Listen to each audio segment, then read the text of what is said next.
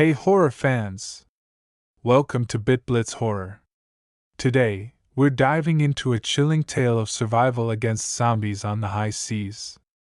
Imagine your dream cruise turning into a floating nightmare. Are you ready for some serious scares? Hit that like button and subscribe for more spine-tingling stories. Now, let's dim the lights and begin our terrifying journey. You might want to keep a life jacket handy, things are about to get seriously creepy. The Nightmare Voyage, a zombie cruise horror. I never expected my dream vacation to turn into a fight for survival. The cruise had been perfect: crystal blue waters, luxurious amenities, and endless buffets. I remember laughing with new friends at the bar, watching the sunset over the Caribbean, completely unaware of the horror that would soon consume our floating paradise. That morning, everything changed. I woke to an unsettling silence, broken only by strange, shuffling sounds in the corridor. When I opened my cabin door, the first thing I noticed was the blood. Smears on the walls, droplets on the carpet. Then I saw them, passengers and crew members, moving with jerky, unnatural movements. Their eyes were vacant, skin pale and mottled. Zombies. Dozens of them, wandering the ship's decks. But not everyone had turned. A small group of us, about 8 survivors, quickly realized we needed a plan. We barricaded ourselves in the ship's main conference room, taking inventory of our resources and weapons. We had kitchen knives, fire extinguishers, and our wits. Over the next 48 hours, we systematically trapped the zombies. We used the ship's maintenance areas, luring them into sealed sections. Some of us became bait, others operated complex pulley systems and heavy doors. It was a terrifying, precise dance of survival. Our final plan was audacious: we would sink the ship with all the zombies trapped inside. Using the engine room controls and carefully placed explosives, we methodically scuttled our own vessel. As the ship began to list and take on water, we watched the zombies trapped below decks, unable to escape. The ocean swallowed our nightmare whole, leaving nothing but calm waters and our incredible story of survival. The survivors. As we huddled together on the small lifeboat, watching the massive cruise ship slowly disappear beneath the waves, I finally had a moment to take stock of our ragtag group of survivors. There was Mike, a burly ex-Marine with a buzz cut and steely eyes. He had taken charge almost immediately, his military training proving invaluable in our fight for survival. Next to him sat Emily, a petite nurse with short blonde hair and a determined set to her jaw. Her medical knowledge had saved more than one of us during our ordeal. Huddled in the corner was Carlos, a ship's engineer who had been instrumental in helping us navigate the labyrinthine corridors of the cruise liner. His dark eyes darted nervously across the horizon, as if expecting zombies to suddenly emerge from the depths. Beside him was Lena, a retired schoolteacher whose calm demeanor had kept us grounded during the most chaotic moments. Then there was Jack, a college student who had been on spring break. His youthful energy and quick thinking had saved us more than once. Rounding out our group were the Chin siblings, May and Lee, who had been celebrating their parents' anniversary on the cruise. Their ability to work seamlessly as a team had proven crucial in our escape. And finally, there was me, Alex. Just an ordinary guy who had saved up for years to afford this dream vacation, now thrust into an extraordinary nightmare. As I looked at each of my fellow survivors, I realized that we were bound together by an experience that would haunt us for the rest of our lives. The first night, as darkness fell, we drifted silently on the calm Caribbean waters. The stars above seemed to mock our plight with their serene beauty. We took turns keeping watch, our eyes straining against the inky blackness for any sign of rescue or danger. "We need to talk about what happened," Mike said, breaking the tense silence. "We need to understand how this zombie outbreak started if we're going to survive and warn others." Emily nodded, her face pale in the moonlight. "I treated some of the first patients," she said softly. It started with flu-like symptoms. High fever, body aches, extreme fatigue. But within hours they were changing. Their skin turned gray, their eyes clouded over. And the hunger, the insatiable hunger for human flesh, Carlos shuddered. I saw it spread through the crew first. One minute we were joking in the break room, the next. Dios mío, I can still hear their screams. But how did it start? Jack asked, his voice cracking with fear and exhaustion. Was it something in the food? The water? Lena shook her head. I overheard some of the officers talking before everything went to hell. They mentioned a passenger who had boarded in Miami. Apparently, he had just returned from a research expedition in the Amazon. He fell ill almost immediately after we set sail. Patient zero, Mike muttered grimly. As we pieced together the horrifying puzzle, I couldn't help but think of all the passengers and crew we couldn't save. The faces of those we had to leave behind, those who had turned, haunted me.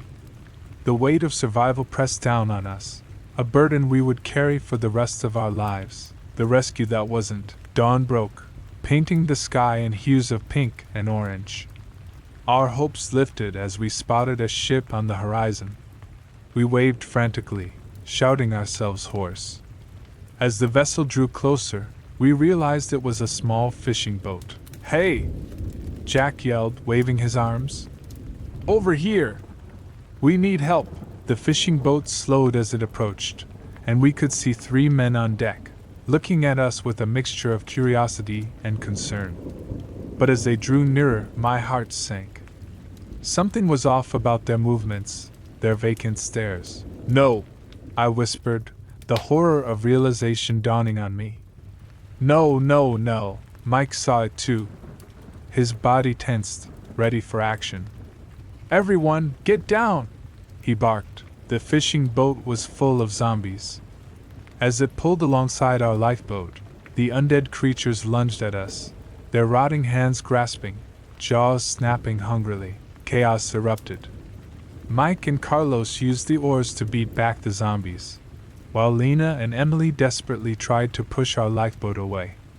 Jack and I grabbed whatever we could, life vests, empty water bottles, and hurled them at the approaching undead.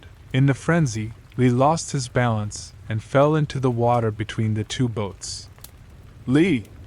May screamed, reaching for her brother. Without thinking, I dove into the water after him. The salt stung my eyes as I searched the murky depths. I caught a glimpse of Lee's flailing form and swam towards him. Just as I grabbed his arm, I felt something brush against my leg.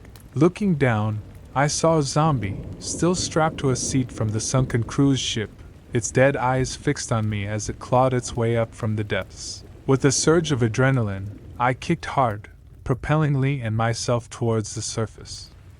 We broke through, gasping for air. Mike and Carlos hauled us back into the lifeboat as May sobbed with relief. We need to go, now! Mike shouted. We grabbed the oars and rowed with all our might, leaving the zombie-infested fishing boat behind. As we put distance between us and the new threat, a chilling realization settled over the group. The infection had spread beyond our cruise ship. How far had it reached? Were there any safe havens left? The island of false hope. After hours of rowing under the blistering sun, our parched throats and aching muscles were rewarded with the sight of land. A small, lush island rose from the sea, its white sandy beaches and swaying palm trees a vision of paradise. We can't be sure it's safe, Mike cautioned as we debated whether to make landfall. We don't have a choice, Emily countered, her medical training kicking in. We're dehydrated and exhausted. We need fresh water and rest, or we won't survive another day at sea. With cautious optimism, we guided our lifeboat to shore. The island appeared deserted, but we remained vigilant as we explored. We found a freshwater stream and drank gratefully, filling our meager containers. Jack and Carlos fashioned spears from tree branches, providing us with some measure of protection. As night fell, we made camp on the beach, the sound of waves lapping at the shore a soothing counterpoint to the horrors we had experienced. For the first time since the outbreak, we allowed ourselves to relax slightly to hope. That hope was shattered in the dead of night. I awoke to Lena's muffled scream. In the pale moonlight, I saw a figure hunched over her, tearing at her flesh. It was a zombie, but unlike any we had seen before. This one moved with an animal-like agility, its skin covered in a mossy growth that helped it blend into the jungle. "Zombies!" I yelled, jolting everyone awake. More of the camouflaged undead emerged from the tree-line, their eyes gleaming with hunger. We grabbed our makeshift weapons and fought desperately. The battle was chaos, sand flying, the clash of wood against rotting flesh, screams of terror and pain. In the mayhem, I saw the Chen siblings working in tandem, May distracting a zombie while he drove a spear through its head. Jack was using his youth and agility to outmaneuver the slower zombies, leading them into the surf where they floundered, but we were outnumbered. As I drove my spear into a zombie's eye socket, I heard Carlos cry out in pain. Turning, I saw him fall, a zombie's teeth sunk deep into his shoulder. "To the boat!" Mike roared, scooping up the injured Carlos. We retreated to the lifeboat, pushing off from the shore as the island zombies reached the water's edge. Their inhuman shrieks followed us into the night, a reminder that nowhere was truly safe. As we drifted away from the island, Emily tended to Carlos's wound, her face grim. We all knew what a bite meant. Carlos met each of our eyes in turn, his gaze full of sorrow and resignation. "You know what you have to do," he said softly, his voice thick with pain. "Don't let me become one of them." Mike nodded solemnly, gripping Carlos's hand. "We'll make it quick, amigo. You won't suffer." As the first light of dawn broke over the horizon, we said our goodbyes to Carlos. His sacrifice would not be forgotten. The floating graveyard. Days blurred together as we drifted on the open sea. Our supplies dwindled, and hope began to fade. The loss of Carlos and Lena weighed heavily on our spirits. We took turns rowing, but our strength was failing. On the 5th day after leaving the island, we spotted something in the distance. As we drew closer, our hearts sank. It was another cruise ship, much like the one we had fled. But this one was listing badly, smoke rising from its upper decks. "We have to check it out," Mike said, his voice hoarse from thirst. "There might be supplies, maybe even survivors." As we approached the stricken vessel, the scale of devastation became clear. Bodies floated in the water around the ship, and the once white hull was streaked with blood. We found a way to board, using our lifeboat to access a lower deck. The ship's interior was a nightmare come to life. Overturned furniture, shattered glass, and worse littered the corridors. The smell of death was overwhelming. "Stay close," Mike whispered as we crept through the ship. "And stay quiet." We made our way to the galley, desperate for food and water. As Jack and I filled our bags with whatever non-perishables we could find, a crash echoed from deeper in the ship. "What was that?" May whispered, her eyes wide with fear. Before anyone could answer, a horde of zombies burst through the galley doors. These were different from the ones we had encountered before, emaciated, waterlogged, their flesh sloughing off in rotting chunks. "Run!" I shouted, grabbing as much food as I could carry. We fled through the ship's maze-like corridors, the sounds of shuffling feet and hungry moans always just behind us. At one point, we got separated. I found myself alone in a luxurious suite, the opulent surroundings a stark contrast to the horror unfolding around me. As I caught my breath, I heard a soft whimper from the closet. Cautiously, I approached and opened the door. Inside, curled up in a ball, was a young boy, no more than 10 years old. "It's okay," I said softly, kneeling down. "I'm not going to hurt you." "What's your name?" "Tommy," he stuttered, his eyes wide with fear. "I'm Alex," I said, offering my hand. "We need to get out of here, Tommy. There are other survivors. We can help you." A crash from the corridor spurred us into action. I scooped up Tommy, and we ran. We eventually reunited with the others near the ship's bow. "Who's this?" Emily asked, eyeing Tommy with concern. "Survivor," I panted. "We need to go." Now, we made our way back to our lifeboat, zombies in pursuit. As we pushed off from the doomed cruise ship, I saw a flicker of movement on the bridge. A figure stood there, watching us escape. It raised a hand, almost like a salute, before disappearing into the shadows. As we rode away, Tommy buried his face in Emily's shoulder, his small body shaking with sobs. The rest of us watched in grim silence as the cruise ship, a floating graveyard, slowly sank beneath the waves. The revelation. With Tommy's arrival, our group dynamic shifted. The presence of a child seemed to awaken a fierce protectiveness in all of us. Emily took on a motherly role, while Mike's military strictness softened slightly. For the first time in days, we had a renewed sense of purpose. We had to survive, if not for ourselves, then for Tommy. As we drifted, rationing our meager supplies from the cruise ship, Tommy began to open up about his experience. "My parents," he began one night, his voice barely a whisper. "They were scientists. They were studying something in the Amazon. When we got on the cruise, they were excited but scared too." We all listened intently, the pieces of the puzzle slowly coming together. "They got sick first," Tommy continued, tears welling in his eyes. "They told me to hide, to not come out no matter what I heard. I heard them changing. And then, nothing." Emily hugged the boy close as he cried. The rest of us exchanged grim looks. Tommy's parents must have been patient 0 and 01. "Tommy," Mike said gently, "do you know what your parents were studying in the Amazon?" The boy nodded slowly. "They talked about a new fungus. Something that could control insects, make them do things. They were worried it had evolved." A chill ran down my spine as the horrifying truth dawned on us. This wasn't just a virus or a bacteria. It was a fungal infection that had made the leap to humans, one that could control our bodies even after death. "That explains the different types of zombies we've encountered," Emily mused. "The fungus must adapt to its environment. That's why the island zombies were camouflaged, and the ones on the sinking ship were waterlogged but still active." "Great," Jack said sarcastically. "So we're not just dealing with zombies, but evolving zombies. Any other good news?" Before anyone could respond, a low humming sound filled the air. We all looked up to see a helicopter approaching, its searchlight sweeping the waves. "Hey! Over here!" we shouted, waving our arms frantically. As the helicopter drew closer, I felt a surge of hope.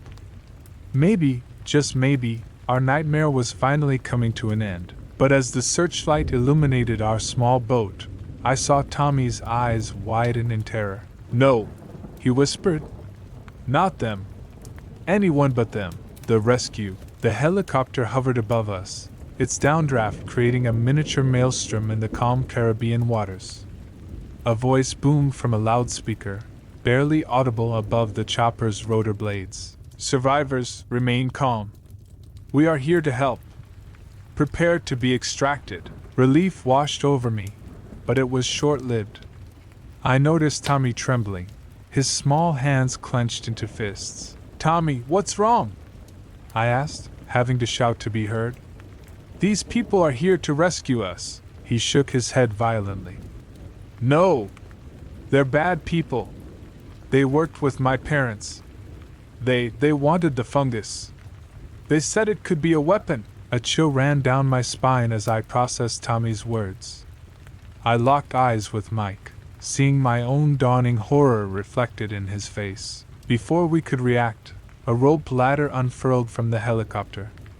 Two figures in hazmat suits began descending towards our lifeboat. "We have to go with them," Emily shouted over the noise. "We don't have a choice." Mike's jaw clenched as he weighed our options. "She's right. We're out of food and water. We'll die out here. As the hazmat-suited figures reached our boat, they began attaching harnesses to us. Their movements were efficient, almost robotic. Through their face shields, I could see their eyes cold, calculating, devoid of empathy. "It's okay, Tommy," I said, trying to reassure the terrified boy as they strapped him in. "We'll stick together. We won't let anything happen to you." One by one, we were lifted into the helicopter. As we ascended, I caught a glimpse of our lifeboat, our home for the past harrowing days, growing smaller and smaller until it disappeared into the vast expanse of the ocean. The facility, the helicopter ride was tense and silent. None of our rescuers would answer our questions. After what felt like hours, we began our descent. Through the windows, I could see a massive oil rig-like structure rising from the ocean. As we landed, we were ushered out onto the helipad. Armed guards in similar hazmat suits surrounded us, their weapons trained on our group. A tall, slender woman in a crisp white lab coat approached. Her steel-gray hair was pulled back in a tight bun, and her piercing blue eyes seemed to dissect us as she spoke. "Welcome to Station Omega," she said, her voice clinical and detached. "I'm Dr. Evelyn Blackwood. You've all been exposed to a highly dangerous pathogen. We need to run some tests." "Tests?" Jack sputtered. "Lady, we've been through hell. We need food, water, and rest." Dr. Blackwood's lips curved into a cold smile. "Oh, you'll get all of that. After we've determined you're not infected." We were separated and led to individual quarantine rooms. The stark white walls and constant observation made me feel like a lab rat.